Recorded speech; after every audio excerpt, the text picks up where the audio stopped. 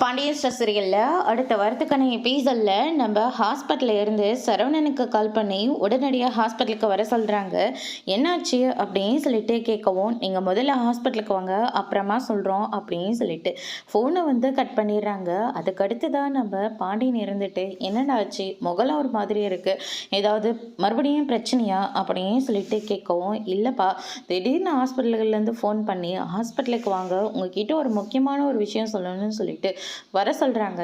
எனக்கும் அது என்னன்னு புரியல, ஒருவேளை இந்த மயில் ஏதாவது பிளான் போட்டிருக்காளா அப்படின்னு சொல்லிட்டு நம்ம சரவணன் ஒரு பக்கம் சொல்லிக்கிட்டு இருக்காங்க. மறுபடியும் ஏதாவது கண்டிப்பாக பிளான் போட்டிருப்பாங்க அப்படின்னு சொல்லிட்டு கோமதி ஒரு பக்கம் சொல்லிக்கிட்டு இருக்காங்க. அண்ணன் நம்ம என்ன இதுதான் போய் பார்த்துட்டு வந்துடுவோமே, வாங்க போகலாம் அப்படின்னு சொல்லிட்டு கதிரை கூட்டிக்கிட்டு நேராக ஹாஸ்பிட்டலுக்கு போகிறாங்க.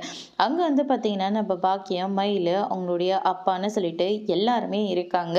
அதுக்கு அடுத்ததா இவங்களா, நான் அப்போவே சொன்னேன்லடா, இவங்க தான் ஏதாவது பிளான் பண்ணியிருக்கணும்னு, கண்டிப்பாக பார்த்தியா அவங்க தான் இங்கே நிற்கிறாங்க அப்படின்னு சொல்லிட்டு சரவணன் ஒரு பக்கம் சொல்லிக்கிட்டு இருக்காங்க. அதுக்கு அடுத்ததா சரின்னு முதல்ல வாங்க அப்படின்னு சொல்லிட்டு உள்ளே கூட்டிகிட்டு போகிறாங்க. உங்கள் ஒய்ஃப் வந்து ப்ரெக்னெண்ட்டாக இருக்காங்க அப்படின்ற மாதிரி சொல்லிடுறாங்க.